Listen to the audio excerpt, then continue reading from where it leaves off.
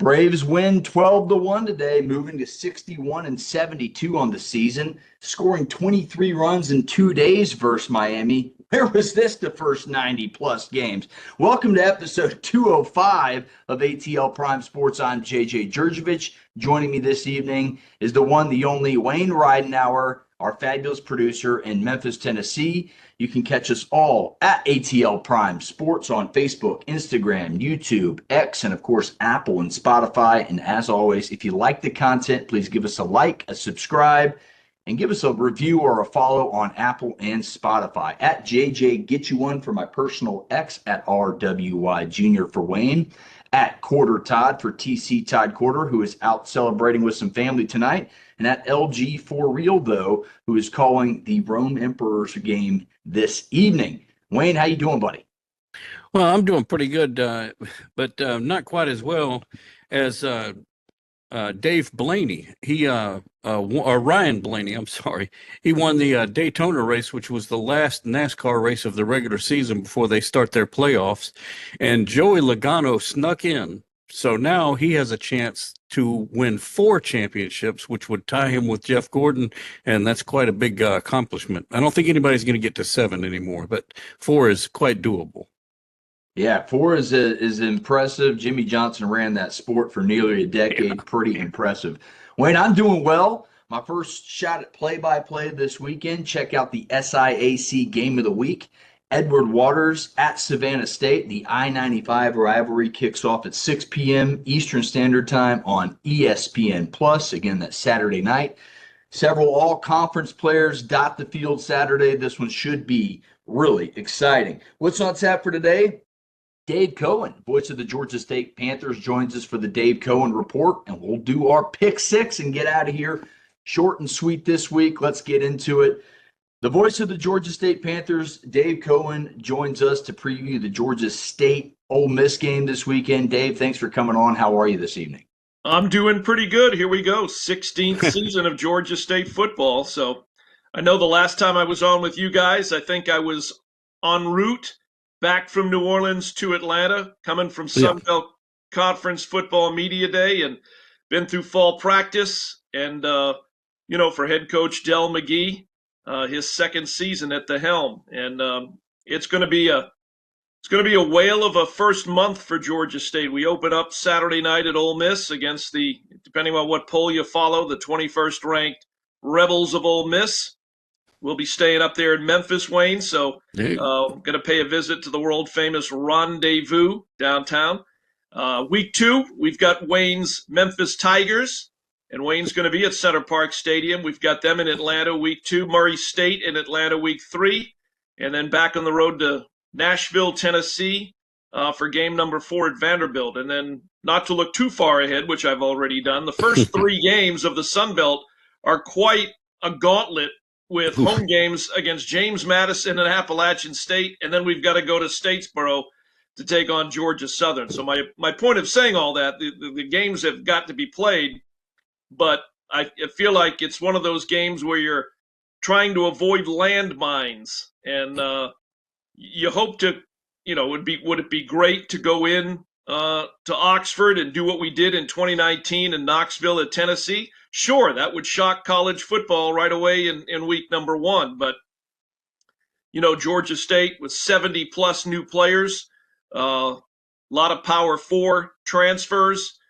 I'll be honest with you. I mean, I think everybody who follows college football and has a lot of new players on their roster is looking forward to seeing their team play for the first time, because I think they would all raise their hand and honestly say, I don't know exactly what we've got and how good we can potentially be, because when you're bringing in so many new players who have not played together, it may take a little while. You just don't know what you're going to get. But, you're talking about an Ole Miss team coached by Lane Kiffin, again, a top 25 program, Power 4 level, speed, strength, skill at every position. What they win last year, 10 games. So Georgia State's got their work cut out for them, and we're going to find out on Saturday night after fall practice and a week of prep for the opener just where Georgia State is as a football team. Yeah, well, I would much rather Memphis face a Georgia State team that just beat Ole Miss than anything else, because that would, if Memphis were to win, then that would make them look, even better. But I always like to play a team that's real kind of into their season and not one that's just been devastated the first game of the season. Yeah, well, when talking to Coach McGee when we were in New Orleans, when we were talking about the first month of the schedule, and I'm paraphrasing here, but I'm paraphrasing his quote, you can look at Memphis, and that's basically a Power 4 type program. So even though they're American Athletic Conference and they're not the SEC, a lot of people, Coach McGee included, look at Memphis and they see if not even a borderline Power 4 program. Yeah, well, it'd be nice if we could hold on to our coach too. And I'm afraid if Memphis continues to do well, Silverfield may end up somewhere else. Well, that's again, when you look at the group of 6, that's every athletic director's not nightmare, but that's every athletic director's concern. Right. That you win games, you're successful, you beat Power 4s, you go to bowl games consistently. Sooner or later, a Power 4 could very well come calling and try to poach your head coach the same way a lot of the Power 4s are poaching the best players from the G5 or the G6, whatever you want to call it. Yeah, and you mentioned it. Memphis has tried with 2 different conferences to try and make that Power 4 switch. So try with the Pac-12, or maybe it becomes the Power 5 again. Who knows? In the near future. But yeah, they are right there. Dave, let's talk about the Georgia transfer, Branson Robinson, and the other 9 starters that came in on the offensive side of the ball. What do you think this offense will look like compared from last year to this year? Well, on Tuesday at Media Day at Georgia State, our player feature interview on the pregame on the radio this week will be Christian Veyer. He was our starting quarterback for 10 games last year. And, certainly he's got a year under his belt right now coming out of spring practice. He was anointed as the starter, and he is still the starter going into the first game. But I think the difference this year with Freddie Brock having transferred out of the program and gone to Oklahoma State, and the number of running backs that they brought in, Branson Robinson being one of them, who showed signs of greatness, or being a really, really good player at Georgia, was hampered by some injuries. And I know you've got that Georgia football shirt on there, JJ. DJ Braswell from South Carolina, Jordan Simmons, who transferred actually from Ole Miss, but he never played at Ole Miss. He was there for spring practice. He previously had been at Akron and Michigan State. Rashad Amos, who's been at Miami of Ohio, Memphis, and transferred from Ole Miss. And then a couple of younger players, DJ Murray and Tawan Payton. Now, and there's a couple of guys who have transferred in that I'm not even mentioning based on my depth chart and talking to our coordinators. Now you're talking 6 deep plus in the running back room. What I was going to say is last year, because our running game was not as strong as it had been in prior years under Sean Elliott, and a lot of that had to do with just players transferring out at the end of last year. Even going back to Marcus Carroll transferring out when he transferred to Missouri, that was a big loss in the run game for Georgia State. I think that the areas of focus for Coach McGee during the offseason were, number one, along the offensive and defensive line, got to get bigger, heavier, stronger, more physical, faster, everything that you could improve on in your offensive line, and they did that. When I was doing my sheets for Georgia State, my spot sheets for Georgia State, and I've done all 15 years of Georgia State football, I cannot remember a season in which all 5 starters on the offensive line that I have listed are all 300 pounds or heavier. Wow.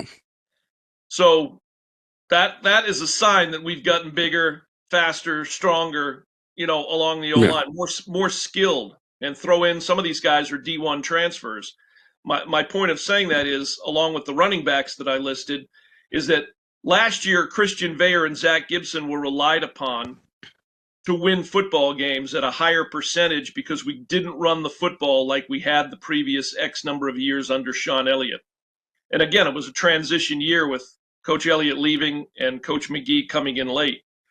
So with the new running backs, the increased size and skill along the O-line, I think it changes our quarterback's role a little bit.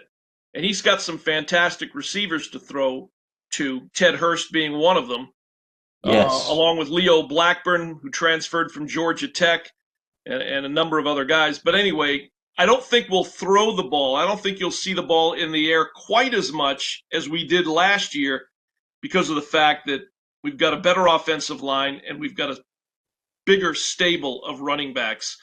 And if you can run the football, you guys know this, if you can run the football successfully, you can control the clock. And so I think that's what Georgia State is going to get back to. I remember Coach Elliott, the first interview I did with him in Georgia State early in the program, really struggled to run the football. That first interview that I did with Coach Elliott, he looked at me and said, "We are going to run the football." You know, not we're going to try to run the football. We hope to run the football. We are going to run the football. And we did. And I think Coach McGee has taken the same approach. We're going to get back to being a little bit, more balanced, not rely on our quarterback to have to throw it X number of times a game, and be able to wear teams down by grinding it out on the ground with this stable of running backs that they brought in. DJ Braswell, Branson Robinson, right at the top of that list of the 6 that I mentioned. And again, there are others who may or may not see the field as the season progresses. You mentioned that big offensive line. It's going to help with those 2 SEC games where everybody talks about the size and the speed of the SEC. So, look, this team has knocked off an SEC team before with that size up front, with some SEC talent in Robinson. You mentioned Ted Hurst, who has a lot of experience from Valdosta State and moving on forward. This transfer portal is a group of 6 nightmare, but it's also a group of 6 dream, because you get these guys that might necessarily get overlooked. They come in and they fit perfectly. Your thoughts, you just mentioned it. They're going to be able to run the football, I think, and I think it'll be able to grind out possessions. I think you'll be able to keep the Panthers will be able to keep themselves in games more, as you just mentioned. It's just it's got to be news to Coach McGee, and a burden lifted off his shoulder, knowing he's not going to try and run the football this year. I think he will be able to push that gap of they will be able to run the football. And this is a different Georgia State Panthers team, as you know, Dave. This team is it's got a different look. It's got a different feel about it. The facilities are coming along. And your thoughts on just the Panthers in general this season? It's a gauntlet of a schedule, as you mentioned. Have they ever played State and Georgia Southern and App State back to back? Yeah, it's a good question. I'd have to go back and look at the schedules. Because the Sun Belt creates and distributes the conference portion of the schedule. I'd have to go back and kind of compare and contrast. The one other point I wanted to bring up, which has been a big difference this year, you got 2 new coordinators. Yep. You got Hugh Jackson. Coach Jackson was on the staff last year, but moved into the offensive coordinator's role during the offseason. And you're talking about a guy with experience all over the place in football, from the college level to the National Football League. He was here in Atlanta with the Falcons. He's been a head coach of the Raiders and the Browns. I mean, the guy has been all over the place, and maybe the most experienced coach on the Georgia State football staff. And then you bring in a guy like Travis Pearson as your defensive coordinator, who has previous stops at 2 other Sun Belt schools. He came from Troy, but has been at South Alabama, so he's got a really good working knowledge of the Sun Belt Conference. Each one is going to put their stamp on the offense and the defense a little bit different, coupled with all the new faces than what we saw, a year ago. So, I'm looking forward to seeing that as well. On the defensive side, you got some guys, you got some experience back on the defensive side, most notably up front with Henry Bryant and Fuchsius Lewis. And then your linebackers on the inside, Josiah Robinson and Demaine Wilson. One of the players that they're really high on, it was, we lost Kevin Swint. He ran out of eligibility. He was in Falcons rookie camp. back during the summer. But they've replaced him with a Utah State transfer, big 6'5" kid, Marlon Dean, who's going to be kind of that rush edge, what I call a disruptor. He'll play basically the same role that Kevin Swint played. So I'm looking forward to see what kind of an impact he makes on the defensive side. And then, of course, you got players all over the corners and the safeties that have some semblance of SEC, ACC experience. They brought in Bernard Causey, who played at LSU, Tyler Scott, who had been at Auburn, Isaiah Dunson, who's a local kid out of Tucker High School but had been at Baylor, Sam McCall, who's been at both Texas A&M and Florida State. So you got players that, like I said, that have played at the highest level, and I'm anxious to see which one or which ones, I pluralize that, will come in and be impact players for us and guys that will come in and make a difference. Because again, you've got two Southeastern Conference schools in the first 4 games at Ole Miss and at Vanderbilt, and with everything else that we talked about, early on. It's going to be a challenge, but you got to just take it. You hear this all the time. You can only take it one game at a time. Right now, nobody's talking about Georgia State, Vanderbilt, but they will in a month. Yeah. So right now, the concern is Ole Miss. I know one thing that Coach McGee touched on Tuesday in his weekly media press conference, just the up-tempo manner in which Ole Miss runs their offense. Very little margin for mistakes on the defensive side of the football because of the fact that they're so up-tempo. But I think we're going to see, well, I don't think, obviously Jackson Dart is not there anymore. He's in the NFL with the Giants. So I think from what I read, Austin Simmons will be the starting quarterback in game 1 for Ole Miss. So, they're kind of in a similar situation other than the fact that they're 21st in the country and they're playing with SEC caliber talent. But they've got a lot of new players as well. Their situation is not only are they losing some players to the transfer portal, they're losing their best players to the National Football League. And those players are the hardest to replace because now you're dealing with NFL-level talent that's vacating the program. So, like Coach McGee and his staff are anxious to see how Georgia State comes out on Saturday night. Ole Miss is in the same boat, just looking at it from a little bit different vantage point.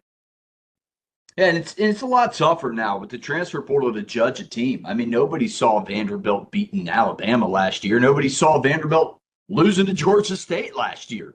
Right. So the transfer portal is it's the equalize. It's literally, it tips the scales like this so much. So what does Georgia State have to do Saturday night on the SEC network and your call here locally to get the dub and come home victorious with yet another SEC victory? Well, again, some of the things that I mentioned, got to come out, be able to run the ball.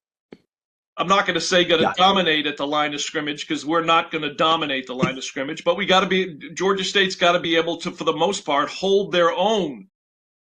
Win some battles. Win some battles in the trenches on both sides of the line. Got to be able to run the ball. Got to be able to protect Christian Veer, who's more of a pocket passer. Is not really a overly. He can run, but not a mobile quarterback in the way you think of a mobile quarterback. Ted Hurst hopefully will have a great game. Got to get open. He's not a secret anymore.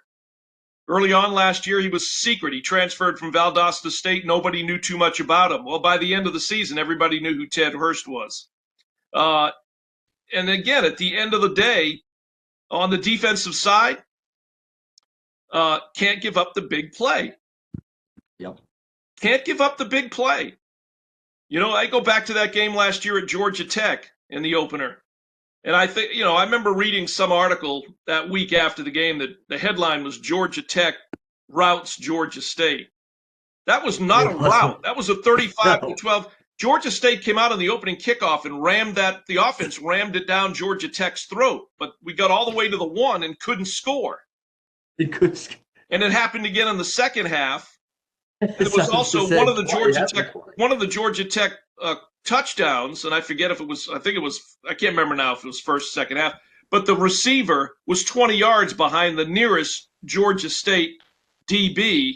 It was complete busted coverage. I could have caught the ball and scored on that play. That's a big play. Now think about it, you guys. If Georgia State scores on that first play and goes up 7-0 and doesn't give up the big play, Georgia Tech's playing from a little bit different standpoint. That game is a much different game if you don't give up the big play and score when you give yourself opportunities to score. We didn't punch it in last year. On 2 opportunities, we basically left 14 points on the field in what was a 35-12 game. And I'm not saying that Georgia State would have won the game. What I'm saying is it would have been a lot more interesting. Absolutely. And when you get these Power 5 schools, just as Georgia State did versus Tennessee just a handful of years ago, you get them in these bad situations in 3rd and 4th down, you win those battles, you get to the 3rd and 4th quarter, they're playing as the underdogs. Now the underdogs are the predator. They're coming after you because they got nothing to lose, and all the pressure shifts to Ole Miss if that happens. So I think if Georgia State stays in front of the chains, first down's key to me, Dave. If Georgia State can win on first down, get second, get 3rd and shorts, and again eat those possessions, I think they got a pretty good shot to stay in this battle in Oxford late Saturday night. I'll put it to you this way, and this is the best way to kind of wrap up talking about Georgia State at Ole Miss. And you guys are both on X or Twitter. Within the last couple of days, somebody who covers Ole Miss posted, as opposed to last year when I'm sure Vanderbilt got on that bus or flew, I don't remember how they got to Atlanta. They came to Atlanta. They thought they were going to roll into Center Parc Stadium, roll us, get back in the bus, and be back in Nashville in 4 hours with a W. And, of course, they found out. They almost did. Even though we led most of the game, they almost did. We had to come back and win that late in the game, but we still won the game. Ole Miss, Lane Kiffin has had a sign somewhere out there in that practice field as their players go to practice every day this week. There's a sign somewhere at that practice facility that says Georgia State was 1-0 against the SEC last year. Yeah. He's not letting his players creep into that mindset that it's a Sunbelt Georgia State team and we're just going to roll them and send them back to Atlanta. I don't know. That may happen, but in their preparation, Coach Kiffin is not letting that mindset creep in to their practices that they're just going to roll us and move on to week 2. He's reminding them that Georgia State was 1-0 against the SEC last year, which is a pretty smart thing to do. Absolutely. You still get 85 scholarships, both schools, and as you mentioned, that transfer portal is the equalizer, and it makes college football really exciting. Well, Dave, that's about all we got for you. Don't want to keep you too long. I know you got a game to prepare for. How can our listeners catch your voice Saturday night, 7:45? Georgia State travels to Oxford, Mississippi to take on those Rebs. How do they catch your call? Well, our flagship in Atlanta is the 50,000-watt 88.5 FM WRAS, which is also streaming to the mobile app, the GSU Athletics mobile app. Our affiliate in Gainesville and across North Georgia, 97.5 FM WGTJ. You can hear us online at lowcountryradio.com. And then, of course, we're on the TuneIn Radio app. Again, the GSU Athletics app. Multitude of ways to listen to the broadcast on your iPhone or iPad, streaming the broadcast. But if you're in Atlanta, you can tune us in on the radio as well. All right. Well, Dave, I appreciate you coming on as usual. Have a good call Saturday, and we'll be tuning in. All right, you guys take it easy, and thanks for having me. We'll talk to you soon. All right, Dave. We'll see you in a couple of weeks there. Yep, looking forward to seeing you, Wayne, when NJJ when Memphis comes in a couple of weeks. Absolutely. We'll keep you posted, Dave. Dave Cohen, voice of the Georgia State Panthers. You can catch Dave on X at GA State Voice. And you heard where you can get that call, Panthers versus the Rebels.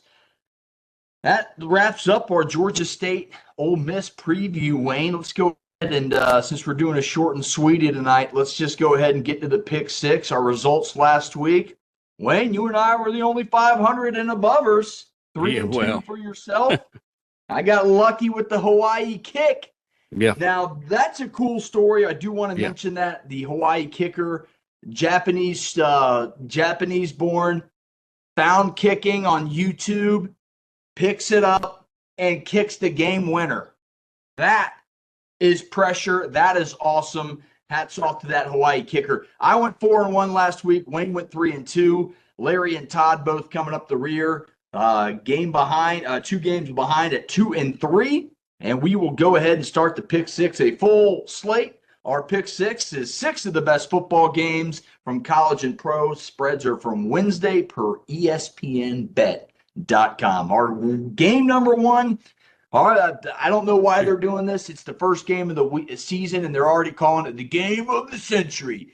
Best regular season game in years. Man, every year this happens. Let's pump the brakes. This will be a very significant game when you look back on the season. And it's Texas, number 1, traveling to Columbus, Ohio to take on the number 3 Ohio State Buckeyes. Ohio State's a home 1.5-point favorite. The total in that game is 47.5. Again, Saturday, big noon, Eastern Standard Time on Fox.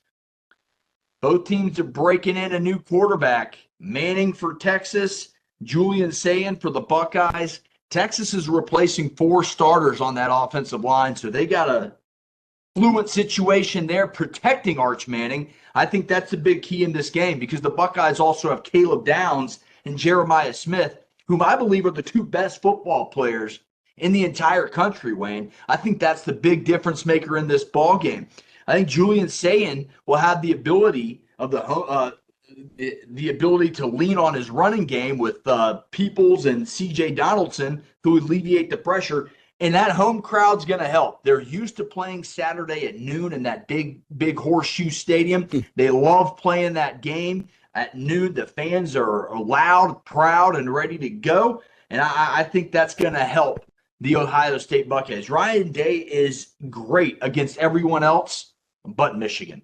Everyone else, he has just obliterated everybody. And guess what? That ain't the maize and blue running through there. It's the Texas Longhorns coming to Columbus in front of 100,000 screaming scarlet and gray fans. I'm excited to see this one. I got the Buckeyes. I like the point. I like the Buckeyes to cover.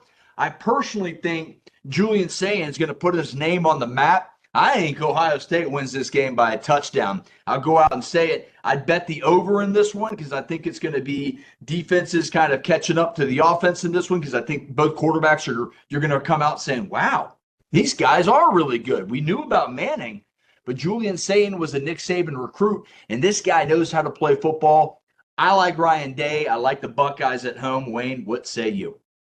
Well, I'm also going to take Ohio State in this one, and I think they're probably going to beat that spread by about 1.5 because I think this is going to come down to a field goal. I don't know if it'll be the end of the game, but I think that's going to be the difference. And this is one of the reasons. It should show you why I didn't put Texas in the final game in the SEC championship, why I've got LSU playing Tennessee, because I just don't think Texas is going to make it that far. Yeah, and honestly, when you got a point, if Texas goes 0-1, they got trips to Georgia late in the season. It could cause some chaos in the college football playoff standings. Larry's taking Ohio State to cover. Todd is taking Texas and the points. He likes the defensive line at Texas. He thinks it's going to wreak some havoc on a young Julian Sayin. Game number 2, Syracuse versus number 24 Tennessee. Tennessee's 13.5-point favorites in a neutral site game. The total is 50 and a hook. 12 p.m. ABC.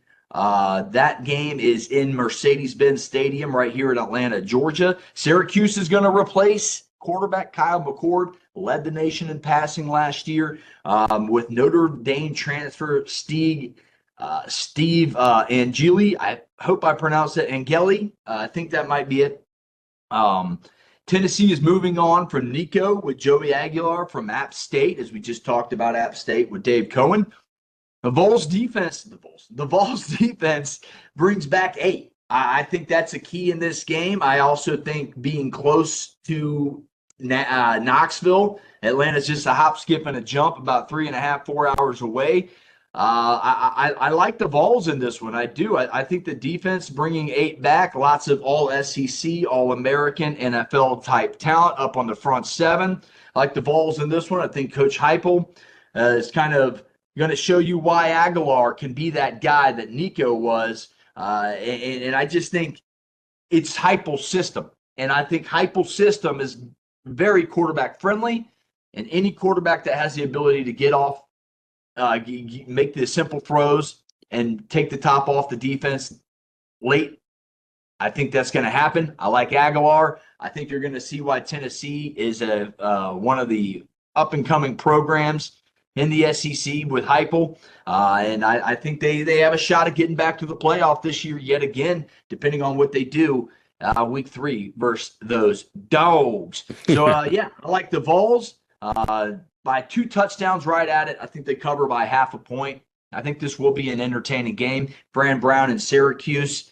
He's got a transfer quarterback in there. And I can't wait to see how this one starts off. It's going to be fun. It's going to be in Atlanta, and it's going to be noon kickoff on Saturday. So you got 2 really good ones going simultaneously. Wayne, what you got, man? Well, I'm going to go with Tennessee on this one, obviously. And I think they're going to more than cover that spread. It's probably going to be one of those 20 to 24 point wins. Ooh, you're going big score. Yeah. I think it'll be a little bit closer. Like I said, I think Fran Brown is a really good head football coach, and I think he's going to have Syracuse ready to go after the momentum at the end of last season. Larry's taking Tennessee, and Todd is taking Tennessee. That's an SEC sweep for that game. Our third game of the day, it's the Battle of Death Valleys. Number 9 LSU travels to number 4 Clemson. Clemson, a 3.5 point home favorite. Oh, the total in this one gets me 57 and a hook. They expect a lot of points in this one. 7:30 p.m. on ABC. Now, LSU has dropped their last 4 openers. Clemson has dropped 3 of their last 4 openers. So something's got to give in this. We have a streak of that. LSU beat Clemson in 2019 in the College Football Playoff Championship, smashed them with Joe Burrow. So I'm sure this has a little piece of Dabo Swinney's heart. This will help, I think, 2 veteran quarterbacks return when many thought they would leave. I think that's another key in this game. We thought Garrett Nussmeier could either transfer or go pro. They figured a way to keep him there with some NIL money. Cade Klubnik as well. He comes back. He's one of the better passers in the ACC, if not the country. Dual threat guy. I like Clemson's defense. And I think Clemson gets the nod at home. They return 9 on defense, 8 on offense, and I think that's the key. I think they'll be able to control the clock. I think they'll be able to control the emotion of the game at home. And I think Brian Kelly goes 0 for 5 in those opening, or the LSU Tigers go 0 and 5 in the last 5 openers on the road. Wayne, what say you? I stuttered all through that one. But, yeah, I like Clemson to cover.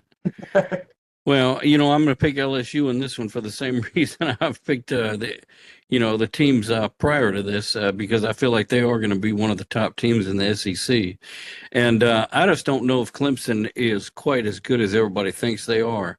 And if they don't straighten up, I'm wondering if Dabo Swinney might be looking for somewhere else to go. Interesting. Larry's taking LSU in the points as well. Todd is with me on Clemson covering. That is our third game, our fourth game of the night. Number 8, Alabama travels to Doak Campbell Stadium to take on the Florida State University Seminoles. Alabama, a 13.5 point road favorite, total 50.5. This game to me was the hardest to pick. I am big on Ohio State and Julian saying. This game to me, the spread is interesting. I thought the spread would be about 14.5 or even 15.5, which would make me think Bama more. Bama returns a ton of players on defense, 8.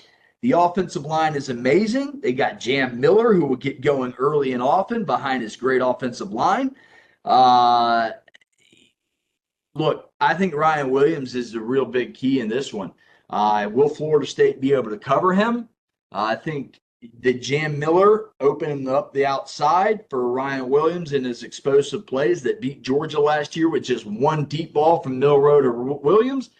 I think the FSU culture is still in shock from the 2023 college football playoff snub, and I think you'll see that linger.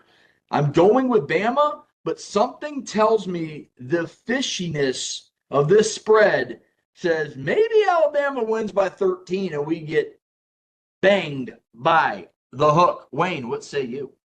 Well, I'm picking Alabama to win this one because I've lost all confidence in FSU for just about anything. And again, this is another coach that's on the hot seat, just like I believe Dabo Swinney is. But I think FSU's seat is much, much more hot. You know, it's interesting. If Mike Norvell does get fired and the current Memphis coach goes to FSU, that's a weird. They would never do that swap. You don't think so? No, that's a Hollywood swap there. If that does happen, though, we need to buy the rights to that since we thought of it first. Larry's taking Alabama. Todd's taking Alabama. It's a clean sweep on that one. Va-Tech versus South Carolina. This one's at the Benz as well. A Sunday 3 o'clock kickoff Eastern Standard Time on the old ESPN. Southern California. I put USC there, and I immediately go Southern Cal. University of South Carolina, they're 7.5-point neutral site favorites. Total in this one's 52 and a hook there. Again, Sunday, 3 o'clock p.m. Eastern Standard Time. I hate the Sunday kickoffs on college football, but it's open weekend. Got to do it. I got one word, well, really 2 words for you. Lenoris Sellers. Yeah. That's the key to the game. I take South Carolina. I think they win this one by 10 points. What you got, Wayne? I'm the same way. I may be buying into the hype, but I'm going to go ahead and do it for this first game anyway. If they start screwing around once it gets to the SEC games, then I may quit on South Carolina. But right now, I guess I'm pretty hot on them, so I'll take them to cover this one. Like you said, pretty easy, 10 to 14 points, something like that. Yeah, I just think Lenore Sellers is going to be too much for Va-Tech. Everybody else is doing the same, Larry and Wayne.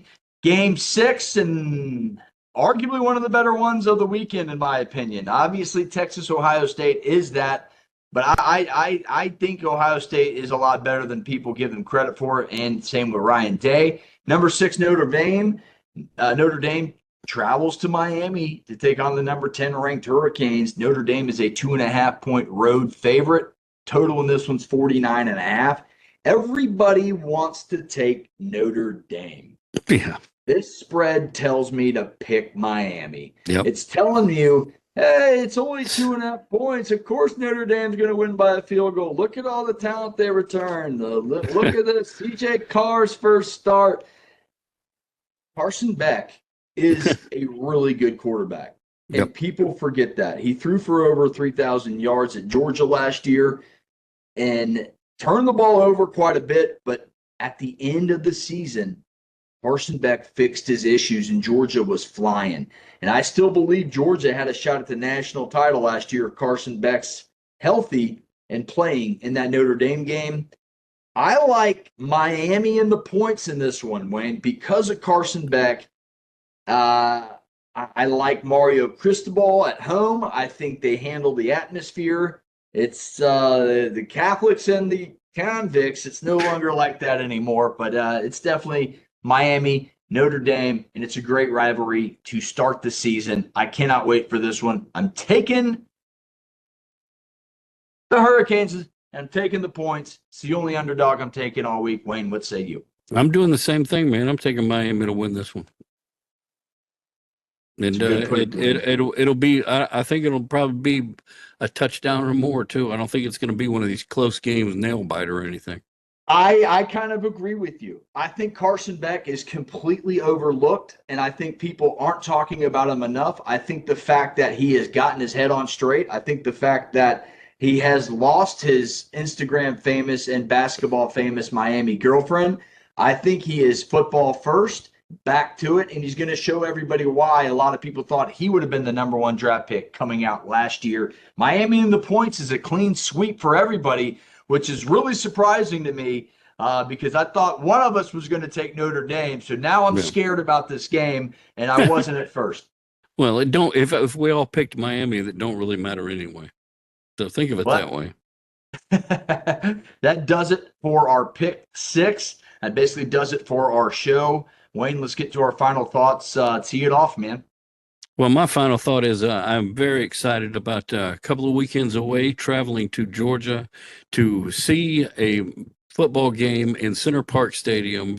Memphis traveling into Atlanta to play the Georgia State Panthers. And one of the things that I always mention about these two schools is how much of a sister school they are because of the conference they're in. The team colors are almost identical.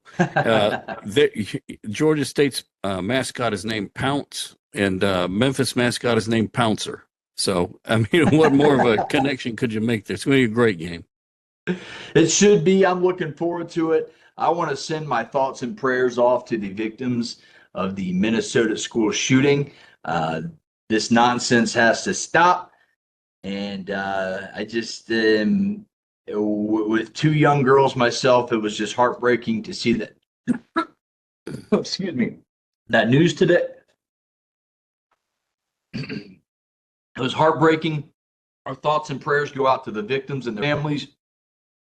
And on a lighter note, it's football season, baby. Yeah. Labor Day weekend. Enjoy responsibly. Don't drink and drive, folks. Don't get in any fights in the stands. Let's have a good football season. All right. Excuse me. Yeah, as soon as you take a drink of that, I want you to tell us something. What's that? Get us one. Get you one. Right. For Wayne in Memphis, Larry calling the game in Rome, Georgia, Todd in Woodstock with some family. I'm JJ right here in Lilburn, Jurjevich. Look, gee whiz, I'm stuttering tonight. I'm JJ Jurjevich right here in Lilburn, Georgia. That cough really got me. Get you one. Have some fun watching some football this season. And like we always do it. Hey, if you like the content, give us a like, give us a subscribe, and we'll see you next week, folks.